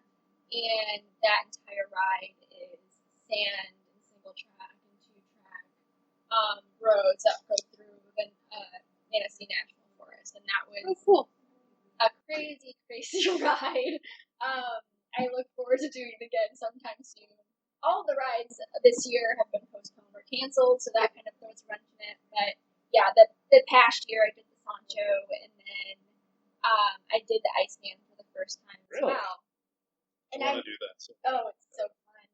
Yeah, I had a friend loan me a mountain bike, and I was just able to kind of practice mountain biking throughout this last year. And then in November, I did the Iceman, and I did pretty well. I think I placed 5th in my division, and Fantastic. Wow. the first time on a mountain bike, and it was sleeting, snowing, and raining all at the same time, and I was covered in mud by the end. But like that is the epitome for me. Like the perfect ride is when you're just like, I don't know what the heck I'm doing right now during the ride, but when you finish, you're just super proud of yourself. And those are the types of adventures that I try to get myself into. The ones that a lot of people will roll your eyes and be like, "What the heck are you gonna do to yourself?" And you just gotta do it. You just gotta start it and see where it takes you. Nice. So I'm looking forward to doing more of those events once we kind of get kicked back up again. I know a lot of cross country runners that would definitely relate to that because I've got some on my team and I was that way too. If I crossed the finish line and I was still clean, what was the point? I mean, it was not I didn't work hard enough if I wasn't filthy. Yeah, it's a lot. It's really fun. I'm all about the fun. Well, at Michigan Tech, like right behind my dorm were the mountain biking trails. And I was on ground floor and my sophomore year they decided they needed to finally make the dorm handicap accessible. I don't know what took them so long at an engineering school. So they knocked down one of the walls in one of the showers to make it basically a double shower to make it handicap accessible. We didn't have anyone who needed it, so it became the mountain bike stall. So after you finished the trails, no matter where you lived, you came down to our community bathroom and used that one shower stall to hose off your bike. Clean your bike. That's awesome. Kept it entertaining. Sure. If our listeners are new to biking, is there a good intro bike that you would recommend? Or is it really just any bike that you have laying around? Yeah, I mean, first of all, look in your garage, right? So many people have bikes that they just haven't pulled out. I was telling you, I'm riding with my wife right now on a 26-year-old mountain bike. It's fine. I put new tires on it. It works. I got it tuned up by a local guy that lives across the street from me. I'm not a bike mechanic. He did a nice job on it. But, to put a plug in for inertia cycling and Niles, Chris and his team there are phenomenal. And they're great reference to go and figure out what's the right bike for you. They've been big supporters of cycling in the area. They're supporting not only the pack, but the Beer 30, and they're supporting Bike Buchanan. And I can't say enough about those folks, but yeah, refer to your local bike shop. Those guys are going to lead you in the right direction. Awesome. Yeah, absolutely. I know it can be intimidating going into a shop for the first time, but It really is. It's like I know. Resort to your experts. I mean, I can point people in the right direction. And when people ask me, because I do get that question a lot, it goes back to your goals. And bikes can vary in price, they can vary in styles, and it comes down to what you plan on doing with it. So your local bike shops can definitely kind of help consult you through maybe that thought process and point you to what's best for you. But I mean, again, it comes down to Bike Buchanan's original intent, which is to get people moving on bikes. And we had so many people come out on their neighbor's bike. That was in their garage. Like, it was like people were loaning bikes, and I always say, if you want to come join Bike Buchanan, but you don't have a bike, contact me, because I have connections of people who have lots of bikes in their garage, multiple bikes in their garage. So, Well, and if you're in the Chicago area, keep an eye out for Dan's bikes. Yeah. Those are still floating there's around. a lot of bikes Couple of floating those. around. Probably available for cheap somewhere. Yeah, so it doesn't really matter. I think the type of bike you get started on, it comes back to how you want to use it in the now and also in the future. And then I think there's no reason for you to go out and buy a fancy bike just because you feel like you need to do that. Just start riding a bike, and you'll start kind of figuring out how it feels and how it works, and you'll be able to land on something that's perfect for you and the use case that you want for it. Jessica, I will say this, that we're seeing e-bikes starting to show up at more and more rides. e-bikes, like where you rent it for an hour. No. These are something I haven't told you about Yeah, on purpose. People What is it? people own e-bikes. E-bikes are power-assisted bikes. Has And it has a motor on a it. little motor on it, and Cheating. yeah, a little bit, but it also is accommodating. So if you're somebody who has a limitation of some very sort or good. another, Okay. it can accommodate you. And we've had this contingent now that's coming up from Mishawaka to ride with our rides regularly. Nice. And JV Peacock out of Outpost Sports or Outpost Bikes now. He's I don't want to give his age away, but he's on his. He's up there, and he's having some health issues, and he's riding an e-bike now, and he's proud of it. He loves it. Good. The bike does great. He's able to hang with the faster riders still, and he's promoting it to everybody. And I think it's phenomenal. I mean, How does it work? Like, do you pedal for a while, and then when Yeah, you it's can't do it anymore, you power just switch over assisted. to yeah, and power? it can't. Well, you have to pedal to get power out of it. So Okay. you can't glide and it goes. Okay. It's just going to make it easier for you to pedal and still keep speed. Okay. And then there's also a maximum speed that it will go, because otherwise it becomes a moped or something like that. Yeah. I will tell you, it's been a little defeating when I've been climbing a hill and I see somebody on a recreational style e-bike pass me Yeah. as I'm just powering everything I've got to get up this hill, and they ride by straight up. How you doing? You know, but it's great for them because they're out there, they're still doing it, and I imagine someday I'll be on one. What a Not too great soon. way to be inclusive. That's amazing. For group rides, yes, but before you get any ideas, No, I don't they want- are I illegal like- in your races. I like my bike. I'm very happy with my Townie. It's pretty, it's comfy, and it works. I will kind of share. I basically barely knew how to ride a bike before I started racing cross, and I moved to Chicago. And so having someone who was a more experienced rider, make sure I got something that was the right size, because that's what I think people have the most miserable time riding. When they just borrow a bike, it's very ill-fitting to their height or their body type or whatever. And then they hate it. Like, they're not going to enjoy it. They're going to come back. So that's probably one. More than anything, even the quality. It's like, get the right size of a bike for you, and you will have so much more of an enjoyable time. Yeah, and learn to shift the gears. I mean, I Yeah. think now that I'm riding more with my family, with my wife particularly, and my young daughter, whenever they're riding next to me, they always ask me, "Why are you pedaling so fast? You know, Dad, why so quick?" Because I'm not putting out any energy right then, right? I'm in a gear where I can move the same pace as them without even doing anything. Yeah. They're not gathering that. They're pushing the pedals, and they feel like they're getting a workout. I'm like, if you want a workout, let's pick up the speed, but take down the gear, and you'll get a little bit more out of it. And that also saves your joints quite a bit. Yeah. You know, it'll save your knees a lot. So. How we're teaching that, because that's where our 10-year-old is at, is learning how to shift and when to shift. And she's going, I'm like, sweetie, if you just shift, it's way easier. Occasionally for our summer conditioning program we have for track and cross country, it's multidisciplinary. So we have races too. And so she was out there, I'm going for speed. You're on the smallest fog on the front. You're not getting speed, sweetie. Your feet are going around a lot, but you're not going anywhere. That's a learning curve as well. I think especially, I've witnessed so many people transition from their cruisers or their hybrids to a road bike, and that is a huge learning curve to figure out your systems on those. They're not completely different, but just your hands, and that was a lot of the rides I think for the last 2 years for Bike Buchanan is I would just ride next to someone and I would like talk through what they were supposed to be shifting into, because you don't know and you get confused sometimes. I still sometimes get confused sometimes, and you'll just kind of get trigger happy and start clicking away and find yourself in the wrong gear going up a hill. So I think it's good again to have that sense of community with people around you to be like, I need help shifting, or if you see someone who might be having difficulty climbing or doing something with their gears, like I think we can always assist people in an inviting way and kind of telling them maybe some helpful tips that keep in mind when they are shifting and stuff like that, because it can be a learning curve, especially when Absolutely. you just purchased your first road bike. I had to go through that as well when I first bought mine, and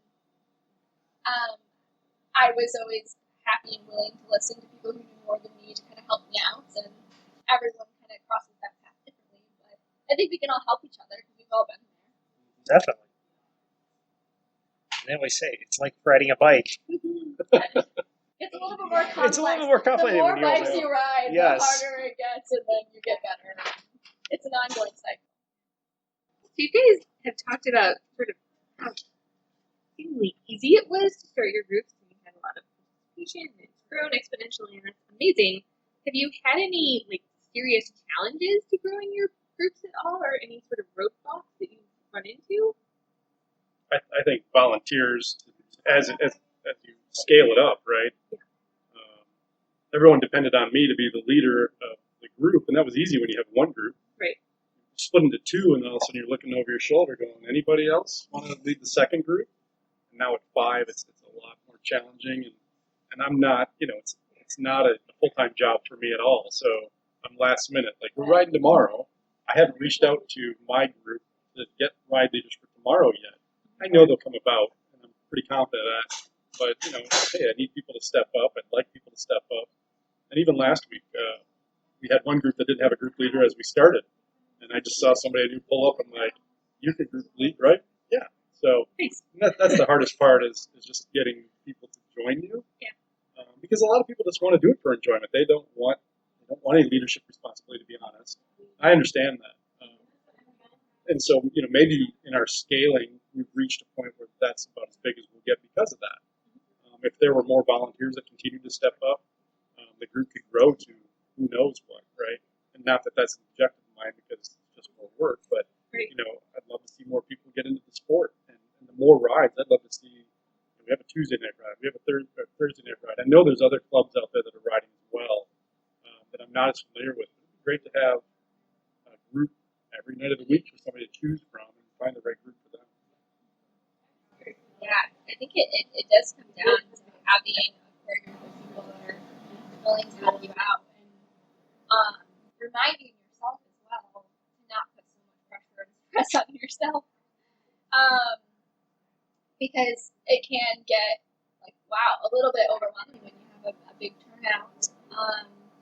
But it really helps when you have a core group of people that are there to support you and you have consistent leadership and people to remind you why you're doing what you're doing. It's so easy to get wrapped up in, now I feel like I have to help all of these people here. And at the core, that's exactly what I want to do. But we got to remember that we're all human as well, and to mentally take care of ourselves and have our core values that we fall back on when we're asking ourselves, what is it we're doing again?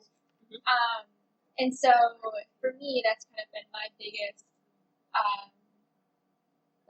thing that I've reflected on a lot is I can't do this alone. It is a community involvement, and it's now gotten to the scale, as I'm sure Greg can attest to as well, that it's we can do what we can by ourselves, but it's nothing without our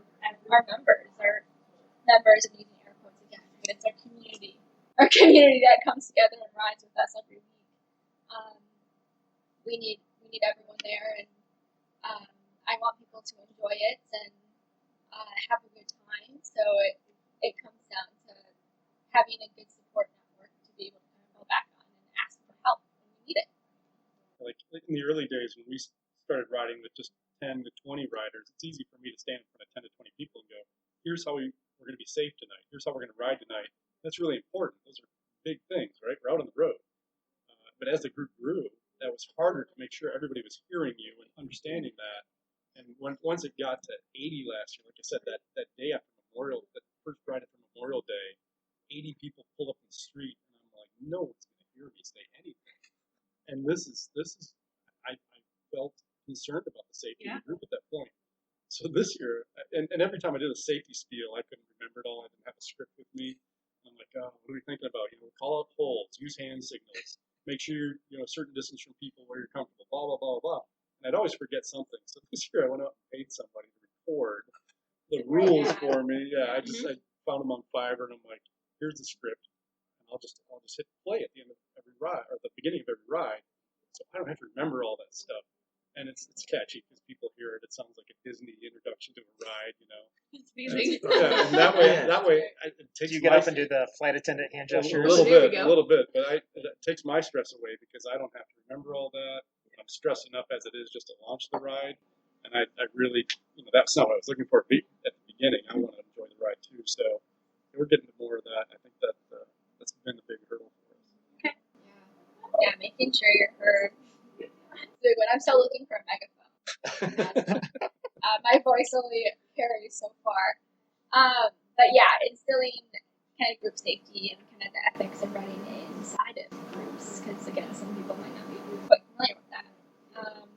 And then safety, for me, entering and exiting the brewery, I worked with the county a bit to kind of come monitor rides as we're exiting the brewery and just kind of keep an eye on traffic and stuff, because the last thing I want to do is people who are leaving on their rides feeling extra stressed to watch out for cars as they're just trying to hip in and on their bikes and everything. So again, outreach to people in the community that can help monitor traffic in areas that are needed, and keeping a check on where safety hazards might be, and then accommodating for that and planning ahead and making sure you have the right things in place that can keep people safe. Do you ever have a little extra police presence there to help with traffic and protect the riders? Yeah, we have a county sheriff that comes out and helps cyclists enter the road out on Walton because it is kind of a windy road in nature. So having a sheriff out there just stopping traffic when needed and making sure that all 5 of our groups can exit safely, and it really gives people the peace of mind, just kind of knowing that yes, they need to be, when they're out on the route, they need to be aware of their surroundings and looking at the traffic. Again, when you're starting out in a huge group of people, you can kind of just maybe follow someone and maybe not look both ways or something. So it really is helpful to have help in that way to help monitor the traffic around the cyclists. Was it easy to get them to come and do that? Did you just call and say, Yeah, really? That's exactly what I did. Oh, that's fantastic. Told them about my event, and they were super willing to jump in and help. And so when they can come down and get there before our ride starts, it's perfect. Nice. They'll just jump in and start stopping traffic. So it's nice to kind of have that security for me as well. Yes.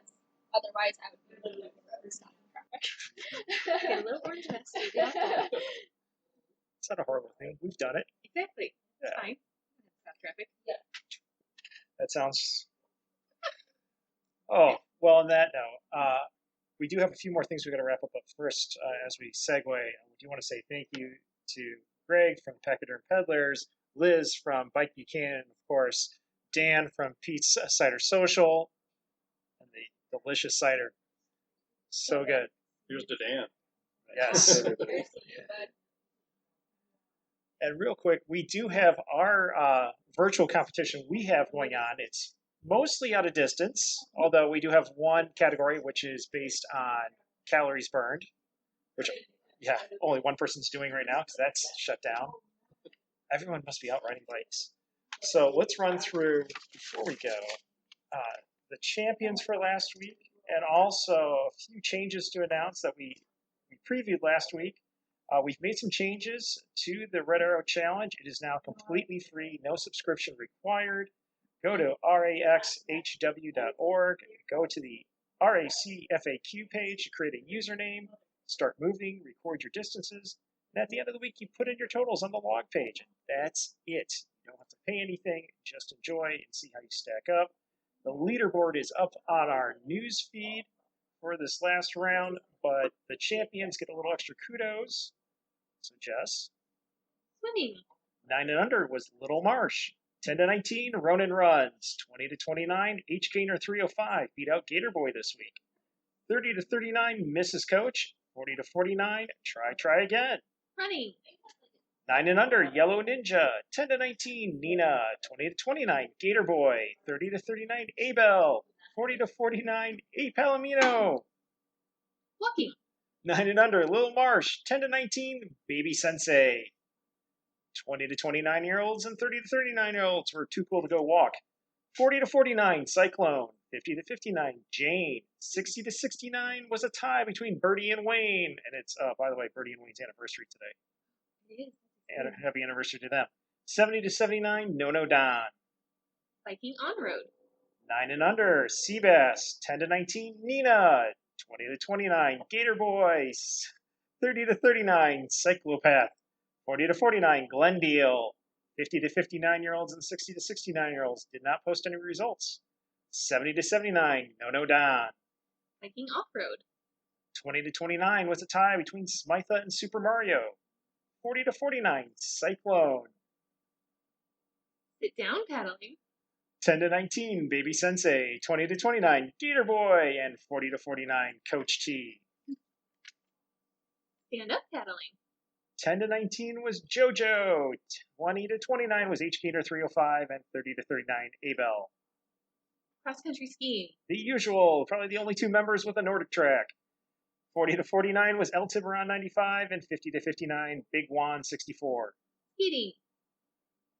20 to 29, H Gator 305. And 40 to 49, the member that I'm insanely jealous of, Great Juan. Hockey. Yep, it was Great Juan.